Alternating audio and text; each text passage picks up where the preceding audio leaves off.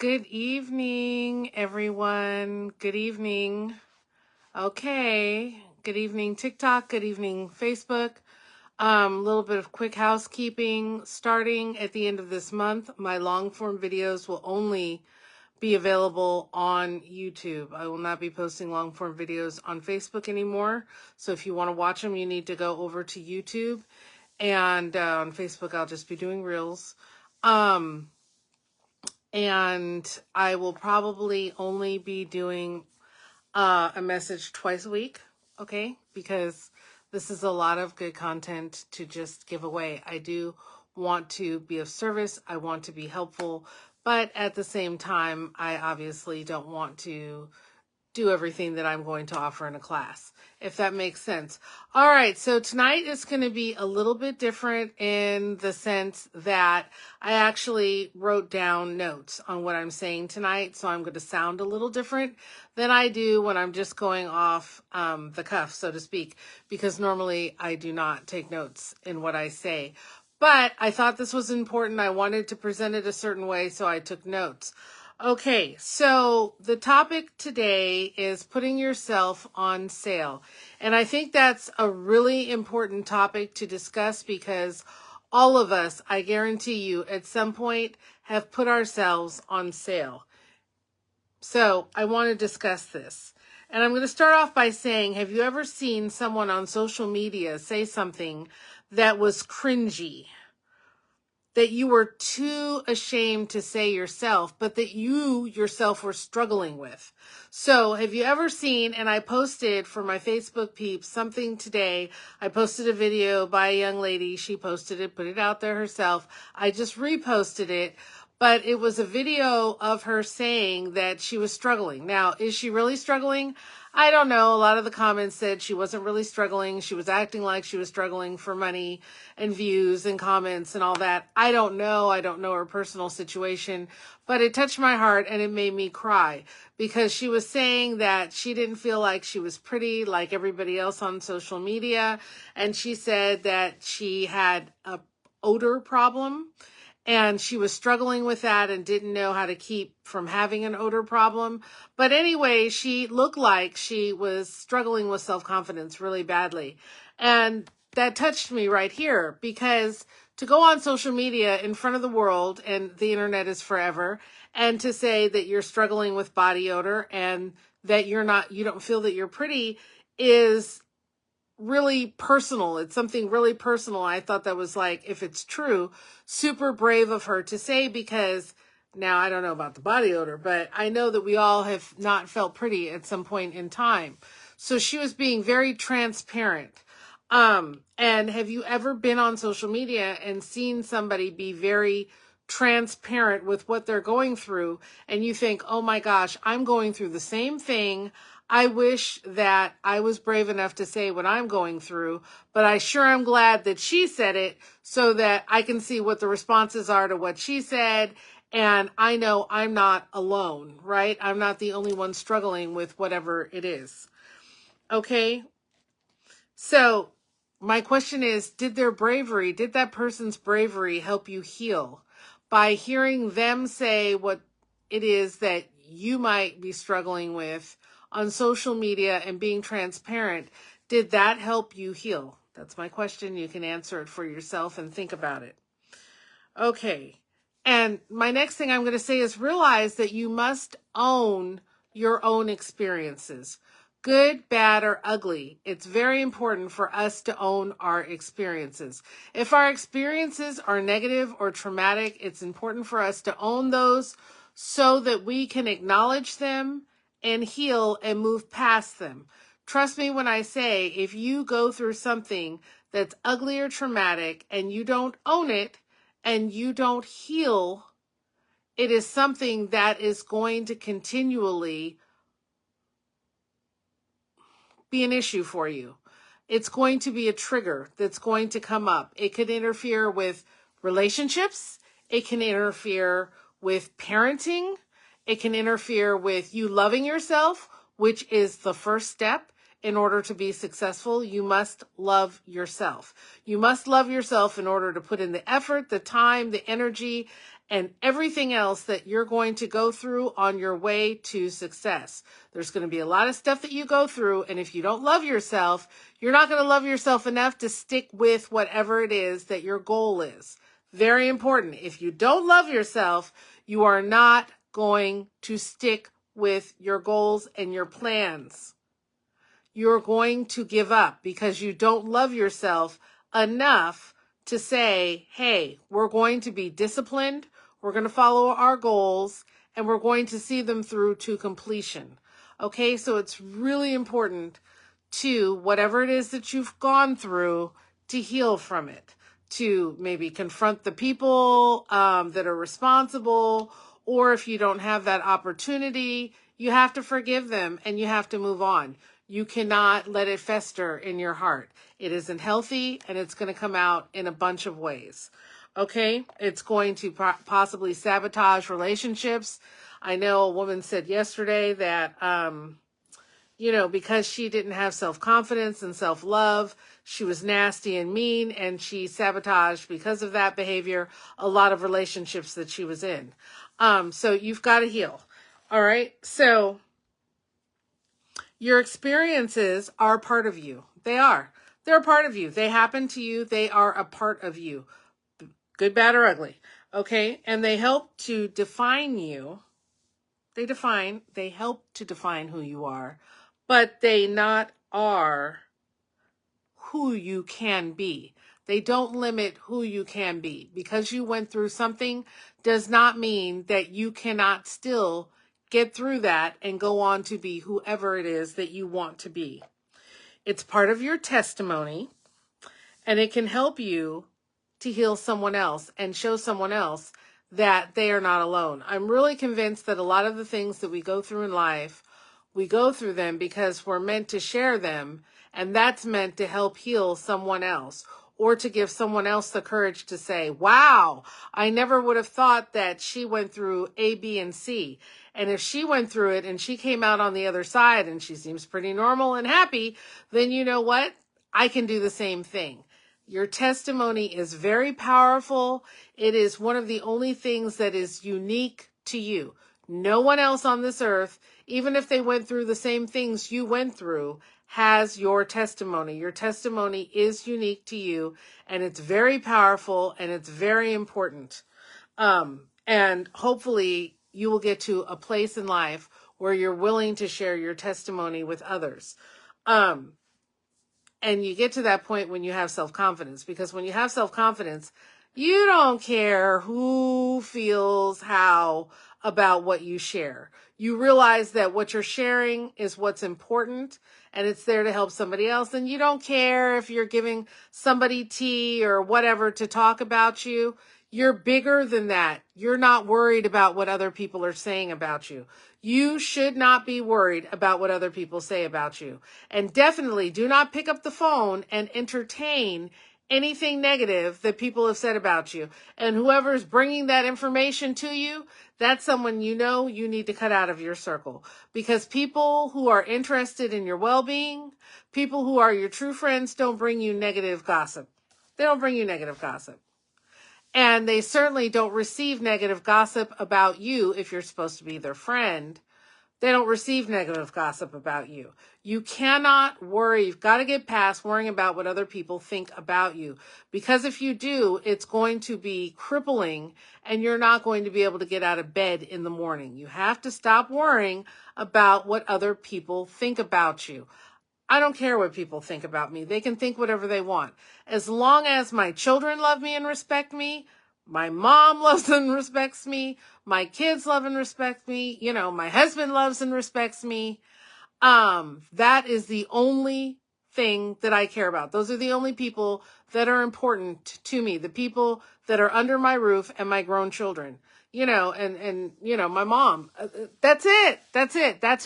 Those are my ride and dies. Those are who's there for. Why do I care if Susan in Albuquerque is talking about me and Susan has never paid a bill? Susan has never been there for me. I don't care what Susan thinks about me. She can write whatever she wants. She can call up whoever she wants. Oh my gosh, Tish, because trust me when I say some of my homeschool mama friends are on the phone right. Oh my gosh, Tish is on Facebook spilling the tea.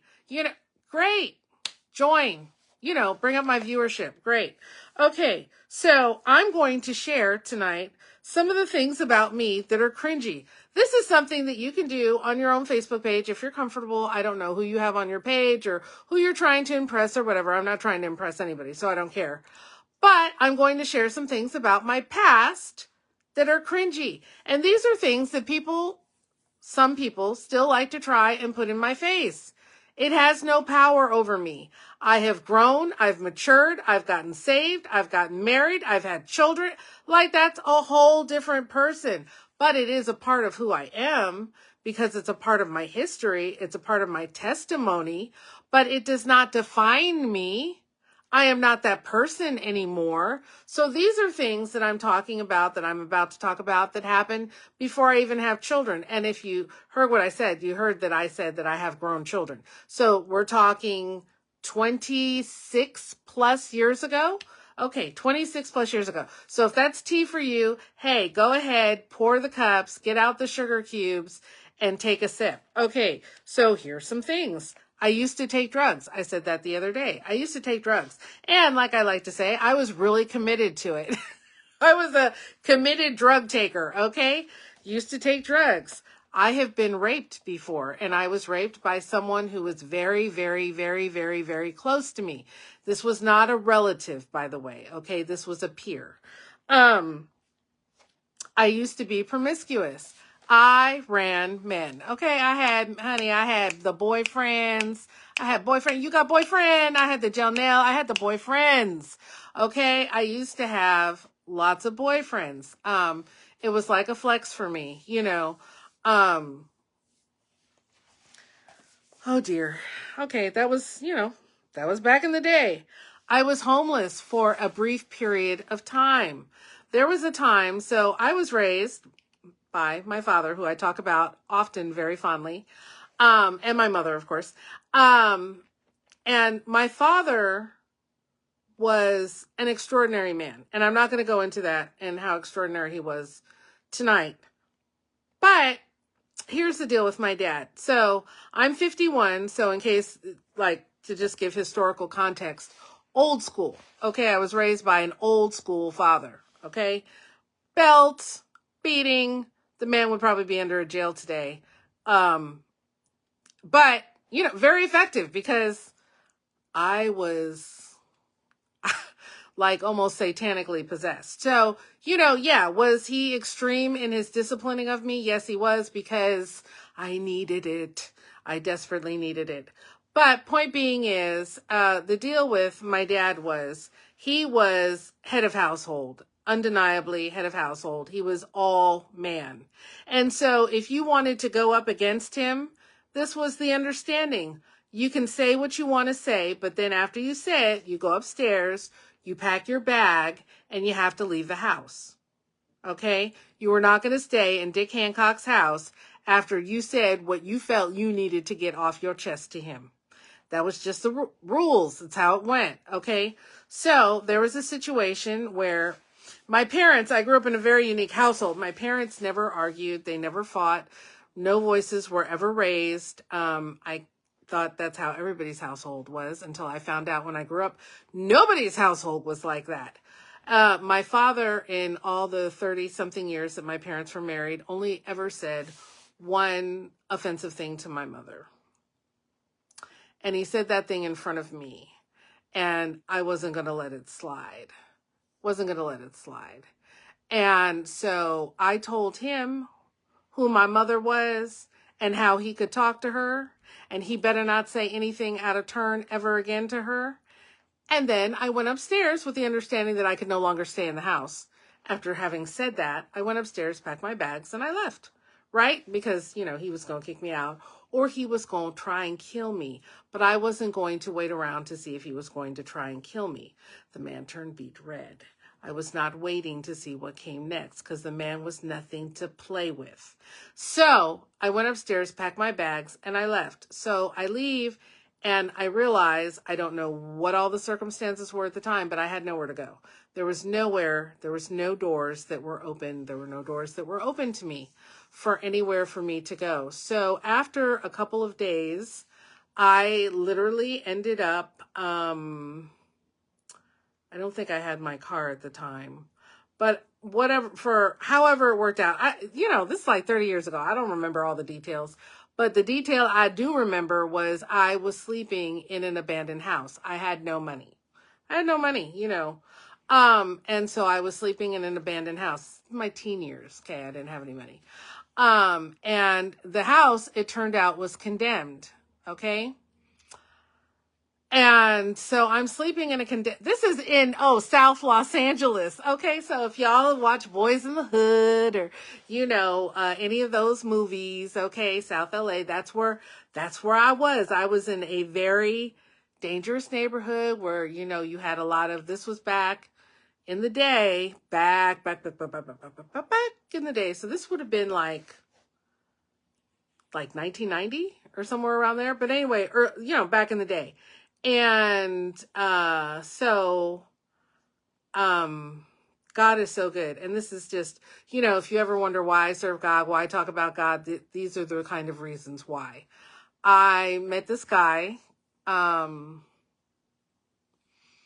I knew this guy. And I don't know, he found me, or maybe I called him, or I don't know. But anyway, or maybe I just met him at that point in time. But anyway, I was starving literally to death. I had no food, no money, no water. I cannot believe I was sleeping in a condemned house in South LA during crack cocaine. It's like astounding, dude. I literally went in the house, laid down on the floor and went to bed. Like I belonged there. Was not concerned about being raped, killed, cut up. Like, who does that? Who sleeps in a condemned house by themselves as a young female and sleeps 8 hours? Nobody. But okay, so God is good, right? Okay, so anyway, I'm sleeping in this condemned house. I have no food. And day 2, I'm literally starving to death. I was not the plump, voluptuous woman that I am now. Starving to death. And so anyway, he comes and he was like, he didn't have any money either. We're kids. But he bought me 1 hamburger a day. And I could get water when I bought the hamburger. And that's what kept me alive. Without that water and that hamburger, my dumb butt probably would have died from starvation. I can still, and I understand to a minuscule degree, I understand what it's like for children when they've experienced hunger. It's so deep and powerful, it never goes away. Until the day I die, I will still be able to recall what it was like to be starving for that period of time. And to eat the hamburger, which I was so thankful and grateful for. They kept me alive, but I was still starving. And so anyway, he said, you know what? I can't have you out here in these streets. He gave me his pit bull. And he said, at least have the pit bull while you're sleeping in the condemned house. And it had a big sign on the front that said condemned, And he said, at least take the pit bull so that I know that nobody will sneak up on you while you're sleeping and rape you. He was like, there's, people are going in condemned places and doing drugs and, all kinds of things. And so I had the pit bull. And then after day 4 or 5, he said, you know what? I'm going to take you to my aunt's house. I'm not going to cry. Because she was everything to me. His aunt took me in. I'm a stranger off the street. She took me in. This is the hand of Christ. What does the hand of Christ look like? This is what the hand of Christ looks like. His aunt took me in as a stranger, doesn't know me from Adam, with her kids, single mom, with her 4 children. Let's see, 3 children. Fed me every day. gave me a room to sleep in, loved me, took care of my every want and need. I'm a stranger off the street. I want to cry because who does that? Who does that? And she just loved me, and she taught me so much, and her family became my family. And my point I was trying to make was, I don't want to cry, but the point I was trying to make was, I've experienced homelessness, and I've also experienced through her the best in people. But okay, so I was homeless for a brief time. I've been a victim of domestic violence before. I had a boyfriend. Lord, help me not to say this man's name. I had a boyfriend, and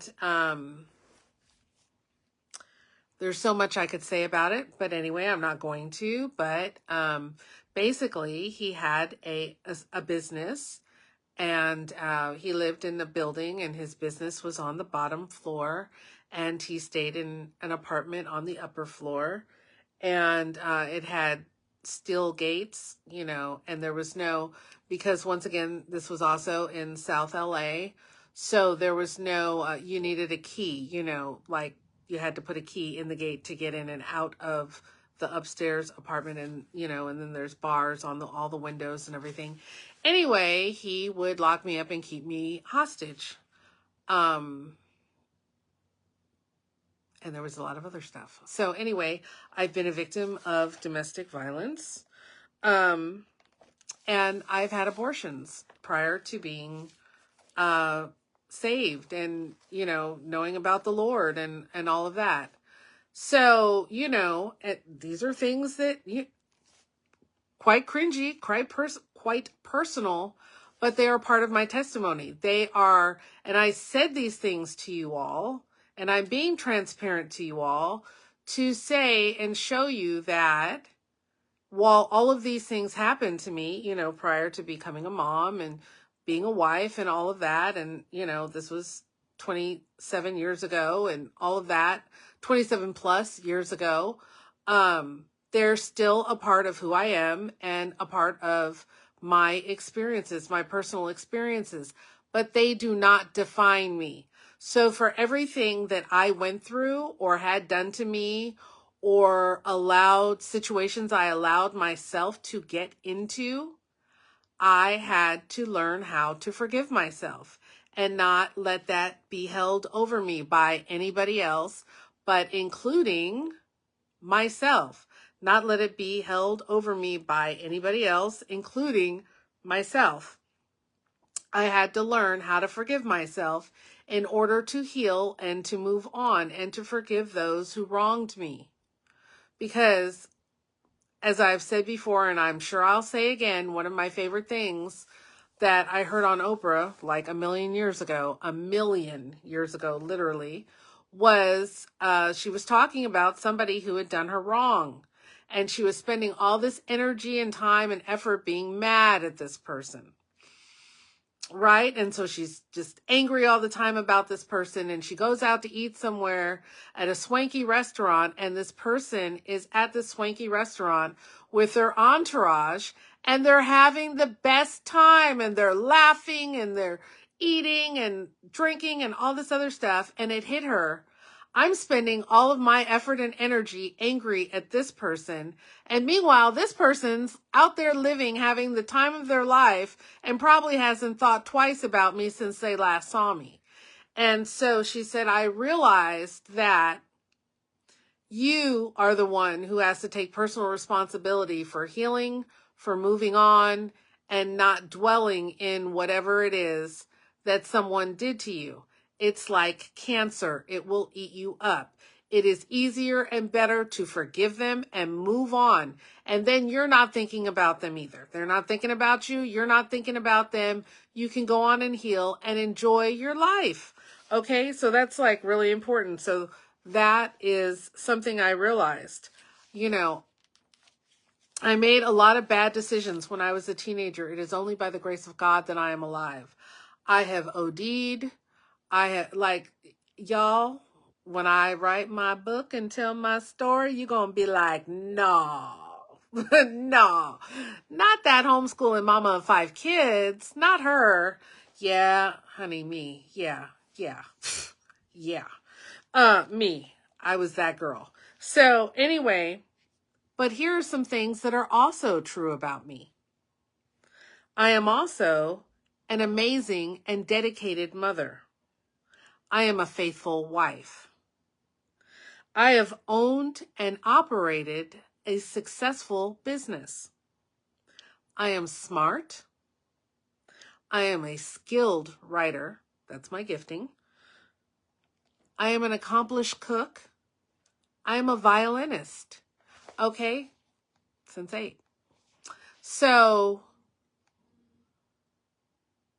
when you write down, and I want you to write down everything bad and negative that has been impactful to you in your life. I want you to sit and write everything down. Everything. You don't have to show it to anybody, but I want you to write it down. And I want you to, okay, I'm going to accept. I don't know what accepting means. Like, I'm new to this, but I'm going to accept. But I want you to write down everything that has happened to you. And when you write it down, I want you to go over each thing, and I want you to forgive yourself. I want you to forgive yourself. I want you to tell yourself that you love yourself. Things happen to you. There are things that happen to us that are our fault, and there are things that happen to us that are out of our control, right? In life, right? It's not my fault that I was raped by somebody that I trusted that was my peer. It is my fault that I was a drug addict and I was good at it. Okay? That was my fault. So there are things that happen to you that are your fault, and there are things that happen to you that aren't your fault. But for everything, it doesn't matter. You have to forgive yourself. Whether it was on you or it wasn't on you, you have to forgive yourself, and you have to move on. Okay? Does that make sense? You have to forgive yourself and you have to move on. Okay, that's very important. And I want you to write down, after you write down everything, I want you to write down, what do you love about yourself? What are you proud about yourself right now? Right here and now. And it doesn't matter if you're in the beginning of your journey. Like, I'm 51, so, I'm not at the beginning of my journey, But a lot of you are younger, and you're maybe at the beginning of your journey, and maybe you just got out of a really bad relationship that you had no business being in, or you had no business staying in as long as you did, right? But you have to write down what you're proud about. So maybe the thing that you're proud about is that you had the courage to leave that really bad relationship. Or if you feel there's nothing that you can write down that you're really proud of yourself about, it can be something really simple, like maybe you make bath bombs, or maybe you like that you read to your kids every night before bed, or maybe you like the fact that you have a self-care routine that you really enjoy that makes you feel good. But if you can't find anything positive to write down about yourself, I want you to project your future self. I want you to write down what your future self is proud of you about. I am proud of myself because I graduated from college. Even if you just got out of high school and you haven't even applied to college, that's how I want you to write down. I am proud of myself that I went to college. So for everything negative that you've written down, that you're forgiving yourself for, I want you to write down something positive about yourself right now that you're proud of, or something that you are going to be proud of in the future, that you are going to accomplish in the future. Does that make sense? That's your assignment for tonight. All right. So I want you to look at your life from a cumulative perspective, which means the whole picture, cumulative, not just the beginning or toward the end or in the middle, but from the whole. Okay, you are the sum of many parts, not just a few experiences. You are just as qualified to be happy and to be successful as anyone else. This is where our self-confidence comes in. This is where our self-esteem comes in. When we truly not just say it, but we write it down, and we say it out loud after we write it down, and we believe it, and we do it every day. I am just as qualified to be happy and successful as anyone else. The difference between happy people and you, if you're not happy, is that they did something about it. They did something about it. They found themselves unhappy. They found they didn't like how it looked, how it felt. They didn't like wallowing in self-pity or depression or whatever, and they decided to do something about it. It's a fight. It's not an overnight thing. I understand that. I suffered from depression for 4 years. 4 years. I'm so angry at myself that I allowed 4 years to be given up to depression. But it happened. And guess what? It is what it is. But I'm going to move past it. And I did move past it. And now I'm deliriously happy. Okay? So you don't have to stay in the state that you're in. Do not listen to anyone that tells you that because of maybe the molestation or maybe the rape or maybe the abandonment or maybe the domestic violence or maybe coming from a single parent family or maybe coming from poverty, that you are destined to fail or repeat generational curses. You can be the generational curse breaker in your family. You do not have to live out the generational curse because your mama was that way and your grandma was that way and your daddy was a Rolling Stone and all these other things. That does not mean that that has to be your story, and that does not have to be the life that you lived. You would be probably amazed how many well-to-do, well-heeled ladies came from all kinds of trashiness. But you know what they did? They made a decision to leave that, and they made a decision to reinvent themselves. They learned some etiquette.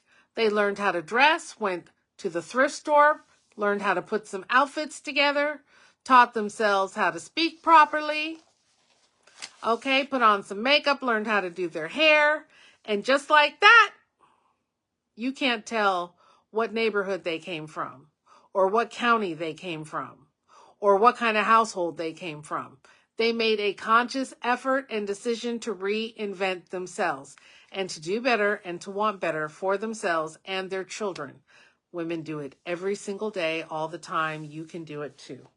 Okay? You have to have childlike faith in yourself.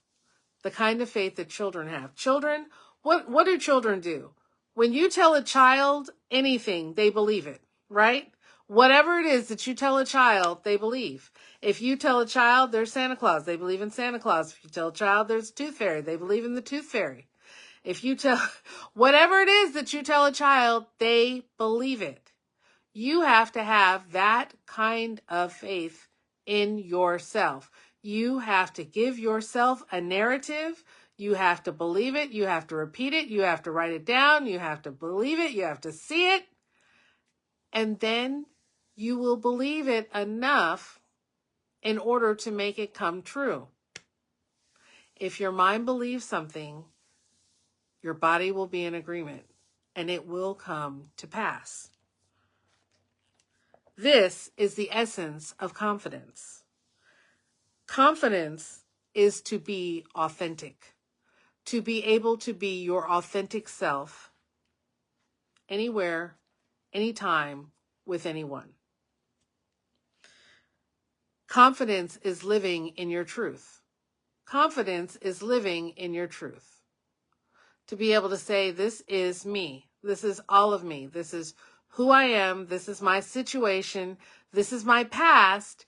And if you're going to judge me for being human and having a human experience, I don't want you in my circle. I don't want anything to do with you. Period. And be comfortable saying that, whether you have to say it to a family member, whether you have to say that to a good friend that you've had for years, whoever it is you need to say it to, because you have to take care of yourself first. And by taking care of yourself and loving yourself, then you can have a partner, then you can love on your children properly and all those other things. But you have to take care of yourself and love yourself first. And loving yourself means you don't let anybody talk any kind of mess about you. You don't let anybody talk any kind of mess about you. If somebody truly loves you and they're truly been there for you and they're truly supportive of you, yes, they can give you constructive criticism. That's not to say that you're perfect and you can't be criticized constructively. Constructive criticism is criticism that's given with love. It's not hate. It's not hate mail. Okay?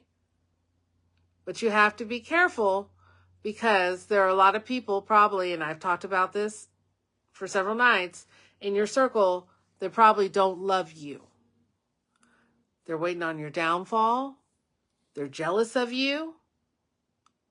They probably don't love you. There's probably some people in your circle that are not your fans. They're not your fans, not your friends, okay?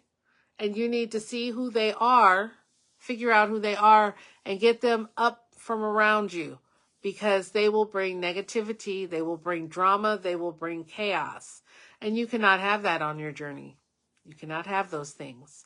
Positive things only, okay? Enough negative things happen that are out of your control, but what you can control is who's in your circle, who's around you, who's speaking in your ear, all right? So in closing, remember that the message is always bigger than the mess.